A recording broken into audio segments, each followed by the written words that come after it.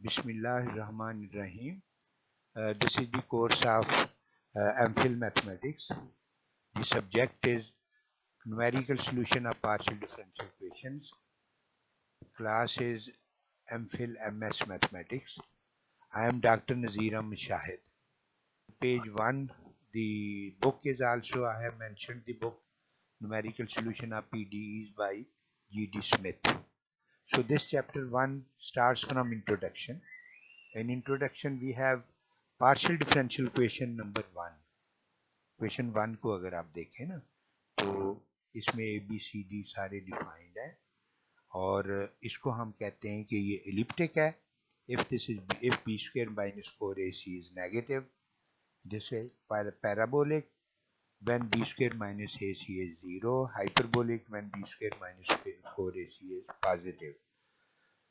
Now we have two dimensional elliptic equations. उसमें एक Poisson equation आती है, इक्वेशन नंबर 2, और एक लेप्लास इक्वेशन आती है जो इक्वेशन नंबर 3 है. इसके बाद मैंने कुछ एग्जांपल्स दी हैं इस पैराबोलिक और हाइपरबोलिक इक्वेशंस की. तो on page 2 example of parabolic equation.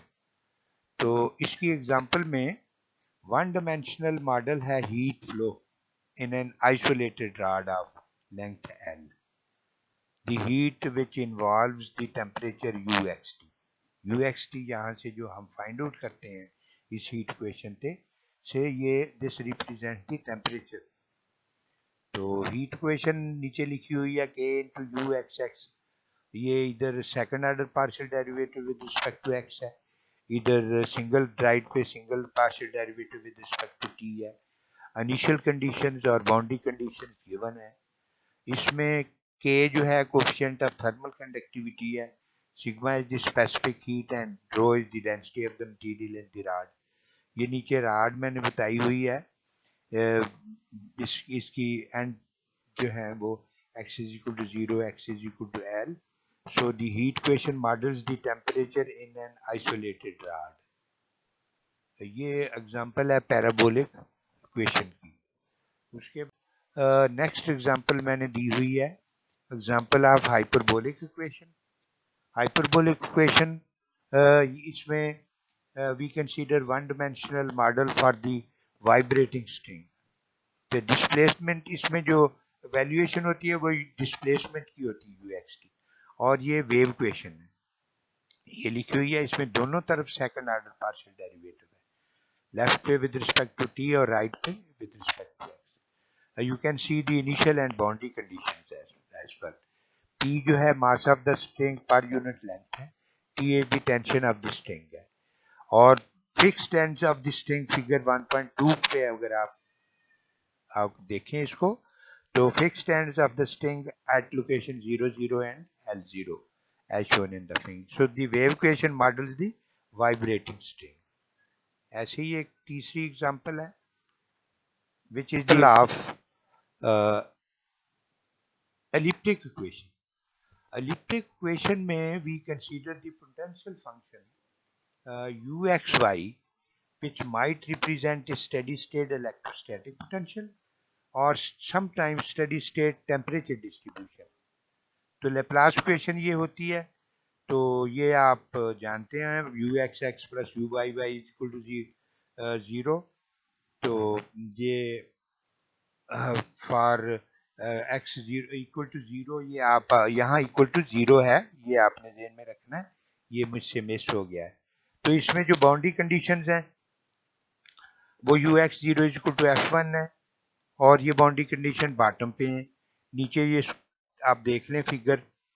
और दूसरी condition ux1 is equal to f2 है, ऑन द बॉटम है, ऑन द टॉप है. तीसरी condition u0y is equal to f3y है, ये ऑन द लेफ्ट है. और चौथी कंडीशन u1y f4y है, ये ऑन द राइट है. तो इसका जो कंटूर प्लॉट है ना वो विद द बाउंड्री फंक्शंस ये लिए हुए हैं. f1x is equal to 0, f2x is equal to sin pi x, f3y is equal to 0 and f4y is equal to 0 over a square r as shown in the figure. So solution curve u x y equal to 0 to the Laplace equation. तो इस तरह के ये contours इसके figure में बनते हैं और वो फंक्शन बताए हुए हैं उनको प्लॉट करें तो ये फिगर आती है। We have classification of second order PDEs. We consider the function u as function of x and t. तो इसकी वो इक्वेशन नंबर 1 जो पहले हमने देखी है।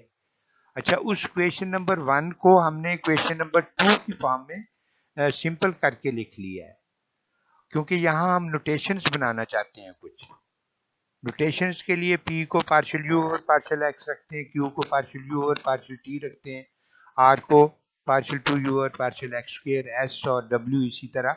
तो ये सिंपल क्वेश्चन नंबर 3 बन जाती है ar plus bs plus cw is equal to 0।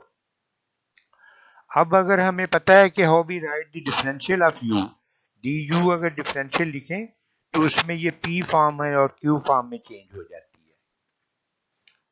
तो इस तरह से ये फिर पेज 6 आ जाता है। तो p और q के डिफरेंशियल, p का डिफरेंशियल लिखा, उसमें वैल्यूज पुट की तो क्वेश्चन नंबर 5 r और s में आ गई। q को q का डिफरेंशियल लिखा, उसमें वैल्यूज पुट की तो क्वेश्चन नंबर 6 आ गई। तो इस तरह से क्वेश्चन 3, 5 और 6 से आप देखते हैं we have system of 3 question और आप जानते हैं वी कैन सॉल्व इट। तो इसमें we have a solution at any point. अगर इसका determinant of the coefficients of r, s and w 0 रखें तो हमारे पास क्वाड्रेटिक इक्वेशन आ जाती है which shows no root if b square minus 4 AC is negative. One root a b square minus 4AC is 0. Two distinct roots a b square minus 4AC is positive. So this is how we can check this. And now we have an example. I have given certain examples for the classification of PDEs. Classification के लिए आपको पता है कि we compare the given partial differential equation with the general form to see what is a, what is b and what is c, and then we evaluate b square minus 4ac। तो example 1 में देखें a 1 है, b 0, c 1 है, तो b square minus 4ac negative आ जाता है, हम कह देते हैं इलिप्टिक है। दूसरी b इलिप्टिक है, तीसरी पैराबोलिक है क्योंकि b square minus 4ac 0 आ जाता है।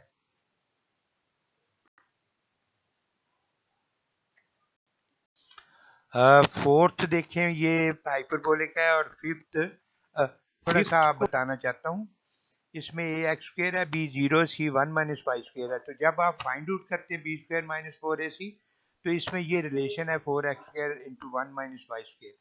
तो ये याद रखें कि क्योंकि x का भी स्क्वायर है, y का भी स्क्वायर है, तो इसमें x और y की जो भी वैल्यू पुट करें ना तो इसका आंसर नेगेटिव ही आना, सो इट इज इलिप्टिक। ऐसे ही आप ये क्वेश्चन नंबर, ये एग्जांपल 6 देखते हैं, ये भी ये एलिप्टिक होगी। इसी तरह ये रिलेशन इसमें आ जाता है b square minus 4ac 1 minus 4 into this, तो ये एलिप्टिक होगी। अगर ये 4 इंटू ये पॉजिटिव है, ये रिलेशन अगर 1 है, तो this is how we can check. तो ये इक्वेशन 7 भी इसी तरह हम देखते हैं कि दिस इज एलिप्टिक पे। तो एक मैंने असाइनमेंट क्लासिफिकेशन ऑफ पीडीज के कुछ सवाल दिए हैं, तो देयर आर 8 क्वेश्चंस, तो उनको आपने सॉल्व करना है and you can send me as soon as possible. तो thank you very much, wish you good luck.